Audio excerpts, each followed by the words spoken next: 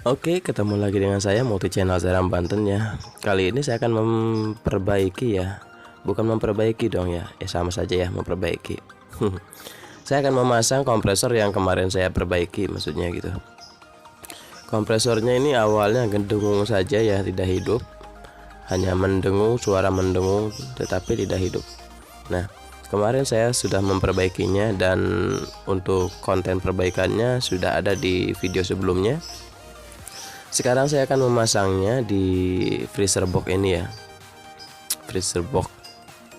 Untuk jalur-jalurnya kita atur dulu ya, karena pipa yang menuju ke kondensor ini yang panjang dia sudah keropos ya. Awalnya dia bocor, pipa yang di sini nih dia bocor. Sebetulnya cuma sedikit saja, ini bagian luar yang bocor ya, bukan bagian dalam. Karena untuk olinya saja dia rembesannya bagian luar, nggak berasal dari bagian dalam. Makanya saya ganti pipanya menggunakan seperti ini. Pipanya pipa panjang sekalian ya saya pasang. Dan seperti ini saya pasang untuk menggantinya ya. Tuh lihat bekas elasannya ya. Kompresor sudah saya belah. Itu. Untuk cara perbaikannya sudah ada sih. Ya, tinggal ditelusurin saja di video sebelumnya. Dan nanti kita buktikan hasilnya nanti ya. Sekarang saya akan memasang pipanya dulu. Ini pipa yang menuju ke kondensor saya patahkan dulu ya, yang keroposnya, karena ini yang menyebabkan oli dia nggak terbuang, istilahnya olinya terbuang maksudnya ya. Jadi seperti ini pipanya. Nah ini nih, ini bocornya letaknya ada di sini ya, makanya saya buang saja segini. Pipa yang bagian dalam kondensor dia nggak bocor ya, olinya dia berceceran di bawah awalnya. Dan setelah saya hidupkan ternyata kompresor mendengung ya, ada bunyi dengungan gitu kan, tetapi tidak hidup ya itu. Nah kompresor ini awalnya nggak macet sebetulnya ya, cuman dia berubah posisi saja. Dan untuk memasang kondensornya seperti ini.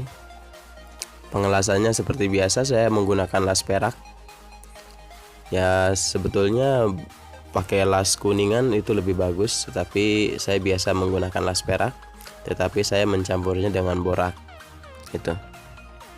Dan kita buat lagi sok untuk menghubungkan ke pentil ya, pengisian. Untuk mengelas pipa dengan ini ya, kita harus menggunakan borak, dan yang kita panaskan hanyalah yang pipa yang besinya saja, nggak perlu yang tembaganya, karena yang besinya itu yang harus melekat ya, nempel seperti itu.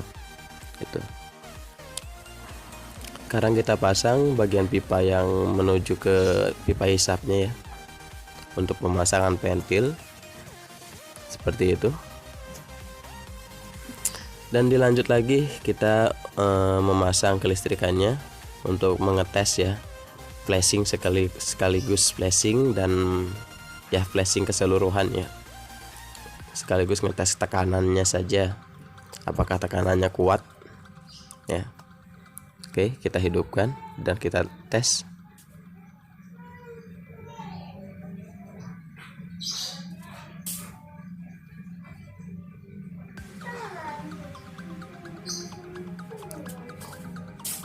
Nah, sudah ada ya tekanannya ya. Tekanannya sudah ada. Yang artinya untuk menuju ke kondensor dia bagus ya, tidak kotor, nggak kotor ya, nggak ada sisa-sisa oli, cuman hanya angin saja. Itu intinya bagus ya. Dan sekarang saya memasang pipa yang menuju ke evaporator ya, pipa besar, pipa balik dari evaporator. Jadi saya menggunakan ini menambah shocknya lagi supaya bisa dihubungkan ke kompresor seperti itu. Dan kita patahkan saja kita gunakan secukupnya seperti itu ya. Kita lanjut menggunakan filter yang baru, kita pasang filter yang baru dulu. Nah, untuk pemasangan filter yang baru ini ya, ini kan pipa kondensor ya, yang disambung ke pipa kondensor itu harus menggunakan borak juga ya untuk pengelasannya. Pipa kondensor itu kan pipa besi ya, besi dengan tembaga itu kalau kita nggak pakai borak dia nggak akan bisa nempel ya.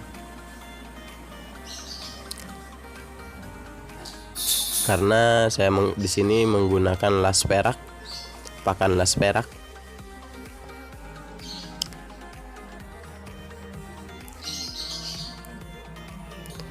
Saya terbiasa ya menggunakan pakan las perak, tapi ya hasilnya ya nggak ada yang, alhamdulillah ya nggak ada yang gagal gitu kan. Jadi seperti ini saja. Nah, yang terpenting kita menggunakan boraknya saja ya. Nggak ada lagi kebocoran. Oke, kita bersihkan dulu sekaligus kita mendinginkannya. Dan yang belum bergabung ya, silakan bergabung ya dengan cara klik subscribe videonya supaya bisa mendapatkan notifikasi perbaikan kulkas, pendingin, dan perbaikan kompresor ya. Karena jika tidak membunyikan loncengnya ya nggak akan bisa mendapatkan notifikasi ya video-video terbaru nantinya. Sekarang kita las pipa baliknya ya dari evaporator menuju ke kompresor. Ini sebetulnya tidak menggunakan borak juga nggak masalah karena tembaga dengan tembaga sangat mudah sekali. Dilanjut untuk pengetesan sirkulasi dari pipa kapiler ya, kita hidupkan kompresornya. Apakah pipa kapiler ini tarikannya masih kuat ya?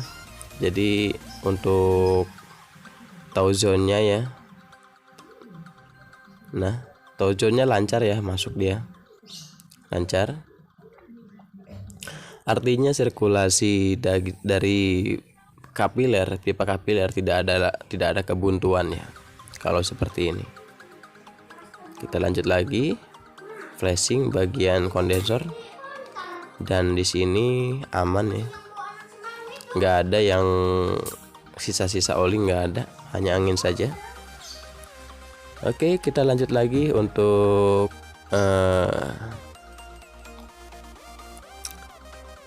proses selanjutnya ya. Kita menghubungkan pipa kapiler ini menuju ke filter dan kita las bagian ininya. Bagian yang dilas itu yang dipanaskan bagian filternya saja ya. Kalau bagian kapilernya tidak usah, dia hanya mengikuti saja, karena kalau kita yang panaskan bagian kapiler akan berubah posisinya ya, dan bisa terjadi kebuntuan seperti itu. Oke, proses selanjutnya kita memvakum dan memvakum ini ya, saya menggunakan mesin vakum seperti biasa ya. Ini saya menggunakan mesin vakum ini karena untuk mempercepat proses ya, proses pemvakuman. Karena kalau sekiranya nggak menggunakan mesin vakum sangat lama sekali ya durasinya, pengerjaan pun sangat lama sekali nanti. Yang seharusnya cuma 1 jam ini bisa nyampe 2 jam 3 jam, karena proses pemvakuman vakum body itu bisa maksimalnya setengah jam. Oke, mantap. Sudah di minus 30 psi ya, minus 30 psi, dan pemvakuman sudah beres. Kita lanjut pengisian freon. Untuk pengisian freon nih ya, perhatikan ya, Perhatikan untuk pengisian freon ini kita bertahap ya. Kita kasih 15 PSI dulu ya. Kalau sekiranya masih kurang, kita kasih lagi ke 20 PSI. Tapi saya coba dulu untuk 15 PSI ya. Kalau sekiranya 15 PSI sudah terlalu panas di filter, sudah cukup segitu saja ya. Karena jika terlalu panas juga hasilnya kurang baik. Makanya kita harus menggunakan filling ya. Seperti itu. Sambil kita tes dan raba nanti untuk kapilernya dan pipa filternya. Kita buka tutup dulu ya untuk pengisiannya. Jadi supaya dia menetap di ya di 10 PSI dulu ya. Kita kasih 10 PSI dulu. Kalau dia sudah menetap, kita tambah lagi.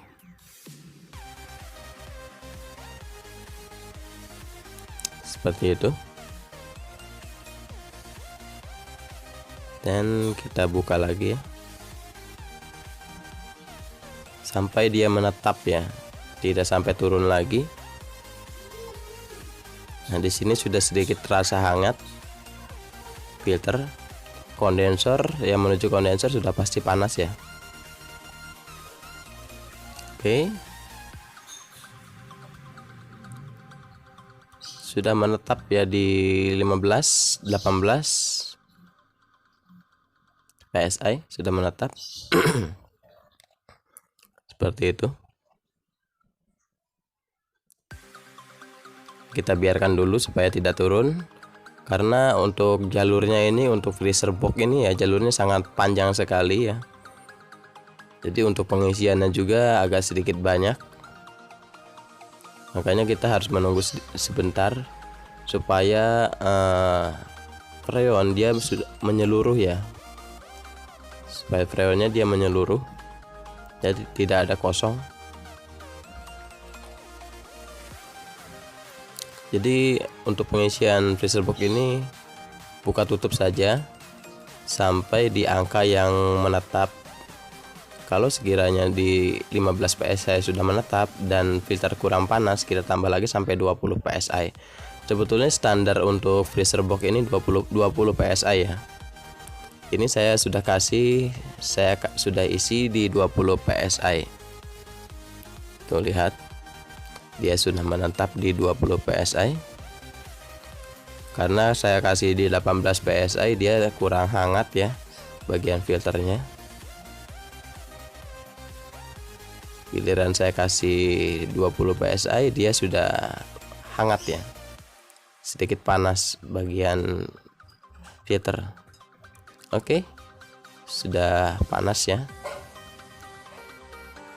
Tetapi tidak sepanas kondensor ya.